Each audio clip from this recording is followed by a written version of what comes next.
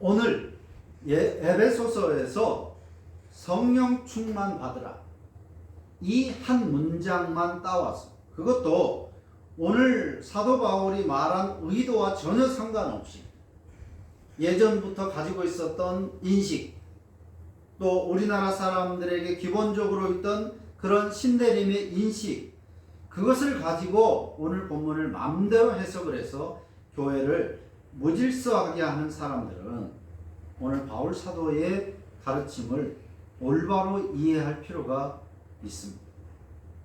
18절에서 사도 바울이 성령으로, 정확하게는 성령에 의해서 충만함을 받으라, 그렇게 말씀했습니다. 이 말은 앞에서 말한 것처럼 성령이 작아졌다 커졌다 하는 것이 아닙니다. 그런 개념이 아니에요. 성령에 의해서 무엇인가가 충만하게 되는 것입니다. 그리고 그 무엇인가가 무엇인가를 19절부터 21절에서 가르쳐주고 있는 거예요. 성령이 내 안에 커지고 작아지고 하는 것이 아니라 성령을 모시면, 성령이 임재하시면 이런 것들이 충만해지는 것이다 라고 그 뒤에서 말하고 있는 거예요. 그래서 19절부터 21절에서는 5개의 형태로 반복되는 분사가 나오고 있습니다. 5개의 분사. 이것이 나오면서 성령 충만의 의미를 설명합니다. 즉 성령 충만하면 이렇게 표현된다. 성령을 온전히 의지하면, 성령이 임재하시면 이런 것들이 내게 채워지는 것이다, 충만해지는 것이다 라고 5개를 말했습니다. 첫 번째가 화답하며라고 되어 있습니다. 화답하며. 우리 성경에 화답하며라고 되어 있습니다. 말하고 또 대답하고. 그런데 원문에서는 말하면서라는 단어입니다. 말하면서. 왜 이렇게 번역을 했느냐면 뒤에 말을 오해한 것입니다. 뒤에 시와 찬송과 신령한 노래가 나오니까 이거는 노래구나, 그러니까 서로 노래를 주고받는 것이구나 라고 해서 화답하며라고 번역을 했지만 원문은 말하면서입니다. 성령이 임재하시면 뭐가 충만해지냐? 이 말하는 것이 충만해집니다. 무슨 말이냐? 시와 찬송과 신령한 노래를 말하는 것이 많아진다, 충만해진다, 그런 뜻입니다. 충만하라, 이 말은 명령어입니다. 반드시 그렇게 해야 되고, 또 이 충만하라는 수동태입니다. 즉 내가 노력한다고 해서 되는 것이 아니라 그렇게 은혜를 입는 것입니다. 또 충만하라는 계속 용법으로 되어 있기 때문에 한 번 그렇게 하고 마는 것이 아니라 계속해서 시와 찬송과 신령한 노래를 말하고 싶어진다라고 하는 것입니다. 말하고 싶은 욕구가 더 충만해지는 것입니다. 시와 찬송과 신령한 노래를 말하고 싶어 합니다. 자, 왜 노래한다가 아니고 말한다 일까? 시와 찬송과 신령한 노래, 그래서 다 노래하는 것인데 노래한다 라고 말해야 되는데, 그래서 우리말도 화답하며라고 번역을 한 것인데 왜 원문은 말한다 라고 표현했는가 하는 것입니다. 시라는 것은 시편을 말합니다. 시편은 다 노래입니다. 음을 붙인 기도, 말인 것이죠. 노래. 이게 바로 시는 시편이고, 찬송이라고 된 이 단어는 특별한 절기에 부르던 노래를 찬송이라고 했습니다. 신령한 노래는 하나님께 영광을 돌려야 되는 어떤 상황에서 즉흥적으로 부르는 노래입니다. 그러니까 본래 있던 노래가 아니라 지금 하나님의 영광을 높여야 되는데 그것을 운율을 붙여서 노래로 만든, 즉 새 노래인 것이죠. 시와 찬송과 신령한 노래, 다 노래지만 이런 차별이 있습니다. 자, 고대 사회에서는 책이 거의 없었습니다. 종이라는 것이 귀했기 때문에. 당연히 문맹률은 90% 이상이었죠. 글씨를 쓰거나 읽을 수 있는 사람들은 전 국민의 뭐 1%, 2%그 정도 되는 비율이었다는 것입니다. 따라서 예를 들면 하나님의 말씀을 가르칠 때 지금이야 책으로 다 한 권씩 나눠줘서 그걸 같이 보고 읽으면서 할 수 있지만 그 당시에는 책도 없었고 또 책을 준다 한들 글씨를 읽을 수도 없었기 때문에 어떤 것을 배우고 가르친다는 것은 외우는 것입니다. 선생이 말하면 학생들은 그것을 듣고 따라하면서 외우는 거예요. 하나님의 말씀도 외워야만 했습니다. 그런데 이걸 첫날 만날 공부할 수 없으니까 빨리 외워야 되고 오래 기억되게 하기 위해서 말씀에 리듬을 붙이게 된 것입니다. 은유를 붙인 거예요. 그래서 우리나라 천자문처럼 하늘천 따지 거무련 누르고 그냥 쭉 평이하게 하면 지루하기도 하고 외우기가 쉽지 않으니까 거기에 은유를 붙인 것이 천자문 공부하는 방법이죠. 마찬가지로 고대 사회에서 배우고 가르치는 것을 위해서 어떤 가르침의 내용에 은유를 붙인 겁니다. 자, 그렇다면 적어도 성경에서 노래라는 형식이 나올 때 그것은 유흥의 목적이 아니라고 하는 것입니다. 물론 그런 경우도 있었겠지만 즐겁고 재밌고 놀기 위해서 노래를 부른 것이 아니라 성경에 나오는 시나 찬송이나 신령한 노래의 목적은 하나님의 말씀을 기억하기 위한 것이었습니다. 그래서 거기에 은유를 붙인 겁니다. 말씀을 기억하기 위해서. 자, 따라서 성령 충만하면 시와 찬송과 신령한 노래를 말하고 싶어지게 된다 라고 하는 것은 기쁘고 즐거워서 은혜가 감사해서 그냥 돌아다니면서 찬양을 흥얼거린다 그런 뜻이 아니라 시와 찬송과 신령한 노래를 말하고 싶어 한다는 말은 하나님의 말씀을 가르치고 전하고 싶어진다 그런 의미인 것입니다.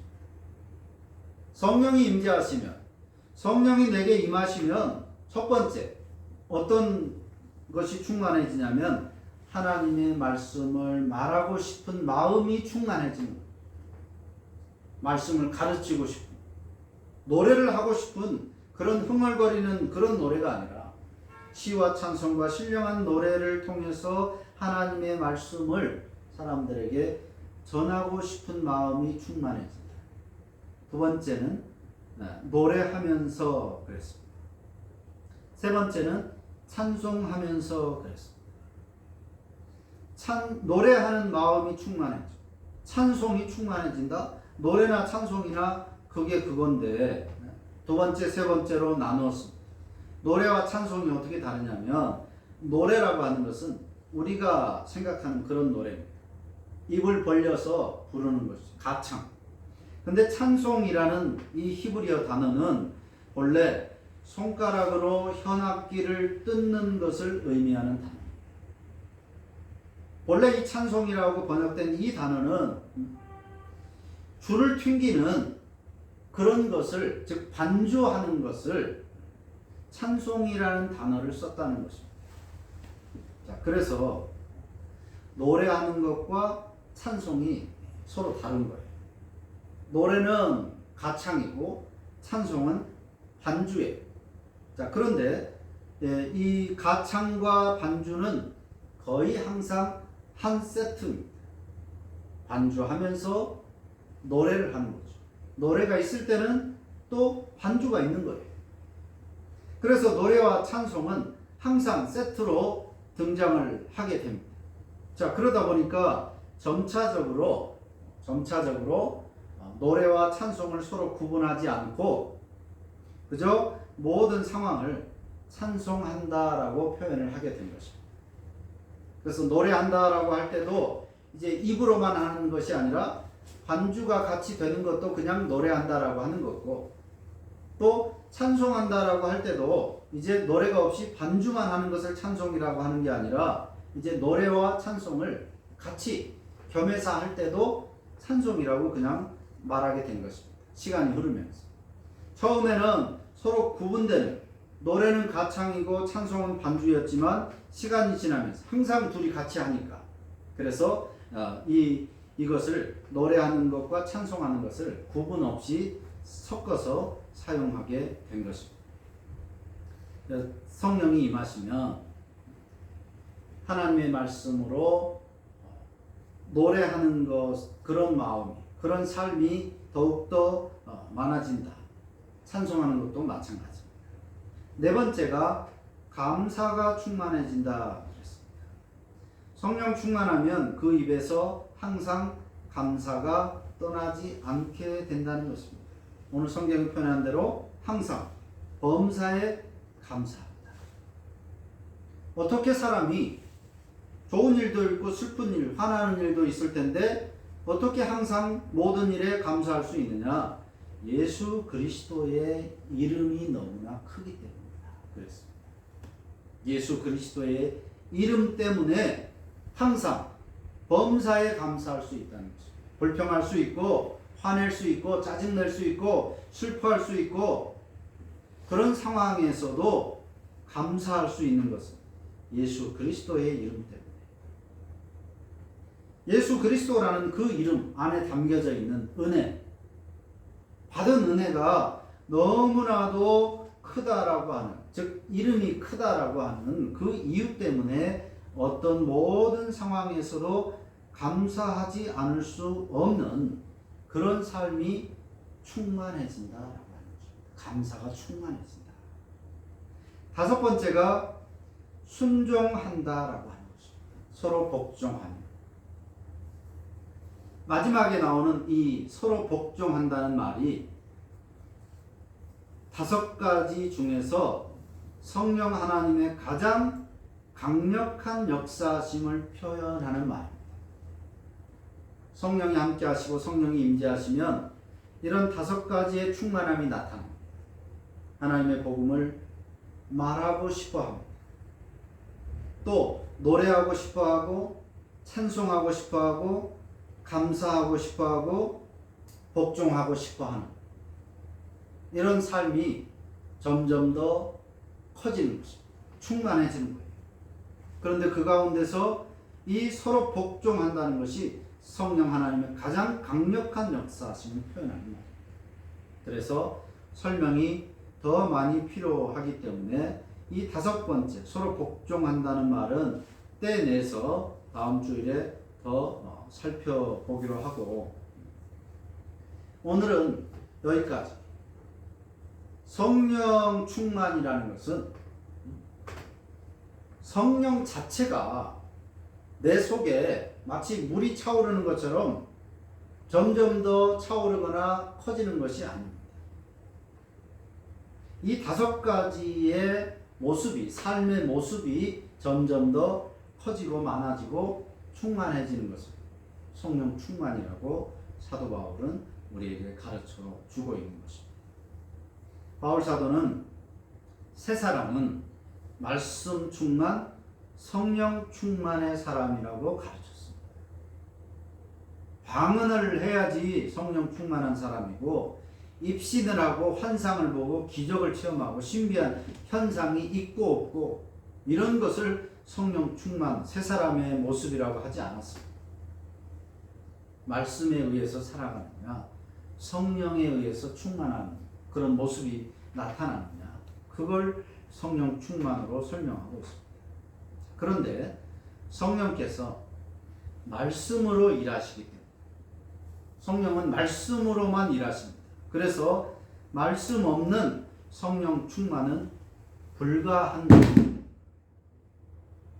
또한 성령 없는 말씀 충만은 내 삶에서 역사할 수 없는 단지 문자에 불과한 것입니다. 성령이 없이 말씀만 있는 것은 그 말씀은 문자에 불과한 것입니다. 글씨를 읽을 수 있으면 누구라도 성경을 읽고 어느 정도 그 말의 뜻을 이해할 수 있습니다. 그러나 그것은 성령의 역사가 없으면 그냥 문자에 불과한, 도덕책에 불과한 것이므로 성령 없는 말씀 충만, 성경을 읽어서 공부를 해서 많이 알지만 성령을 받지 않은, 성령의 임재가 없는 그런 것은 오히려 내가 말씀을 안다, 성경을 안다 라고 하는 위선과 교만을 부르는 독이 될 뿐입니다. 성령이 없는 말씀은 오히려 독이 된다는 것입니다. 그래서 말씀과 성령은 불가분의 관계이다. 그러니까 새 사람의 삶은 말씀 충만 그리고 성령 충만, 어느 것 하나도 없어서는 안 될 것입니다. 그동안 한국교회는 말씀 없는 성령 충만을 가르쳤습니다. 또는 성령 충만 없는 말씀 충만을 가르쳤습니다. 이게 서로 불가분의 관계고 밀접한 관계가 있다는 사실에 대해서 깊은 인식이 없었습니다. 그래서 성령 충만하다는 사람들이 말씀 그거 몰라도 돼, 기도 열심히 하고 열심히 신앙생활하고 성령 충만하면 되지, 성경 조금 더 안다고 그게 뭐 중요하냐, 그래서 성경 공부도 하지 않았고 설교에 대해서 이랬다 저랬다 판단하기 급급했습니다. 성령 충만한 것이 최고라고 생각했습니다. 반대로 말씀에만 충만한 사람들은 아무것도 모르는 사람들, 그저 자기 열심에 취해 있는 사람들이라고 성령 충만했다는 사람들을 비난했습니다. 서로가 서로를 비난했던 것이죠. 이 둘은 뗄 수 없는 것입니다. 그 결과 불교나 무교, 유교가 혼합된 괴물 기독교가 되어버린 겁니다. 세상과 또는 다른 종교나 사이비 이단과도 구별되지 않는 우리 한국 기독교는 새로운 사이비 종교가 되어버린 것입니다. 새로운 사이비죠. 여전히 교회들 안에서 성령 충만을 받으라는 이 바울 사도의 말씀을 금과 옥조로 여기고 성령 충만 받기를 사모하고 추구하고 또 그렇게 교회들에서 가르치지만 정작 바울이 가르친 성령 충만의 현상에는 관심이 없습니다. 애초에 성령 충만 받으라는 이 말씀을 오해했기 때문에, 여전히 오해하고 있기 때문에 성령 충만하다는 것이 이런 것이다라고 하는 그 뒤에 말씀은 아예 보지도 않는 거예요. 따로 떼내서 생각하는 거예요. 그러니까 이상한 기독교, 이상한 교회가 되어버린 것입니다. 성령 충만을 그렇게 원하면서 성령 충만의 현상에 관심이 없습니다. 오히려 성령 하나님을 자신의 탐욕을 충족하기 위한 수단으로만 여기는 행태가 지속되고 있습니다. 왜 성령 충만을 추구하고 사모하느냐? 성령 충만하면 출세할 수 있습니다. 부자가 될 수 있으니까, 형통할 수 있으니까. 자신의 탐욕을 위해서 성령 충만을 추구하는 이런 비뚤어진 상황까지 되어버린 거예요.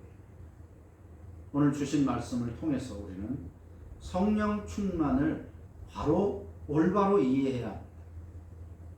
나중에 주님의 마지막 심판대 앞에 섰을 때 그래도 나름 내가 교회에서 열심히 했다, 충성을 다했다, 그러니까 착하고 충성된 종아 라고 칭찬하시는 그 주님의 칭찬을 기대하면서 심판대 앞에 섰을 때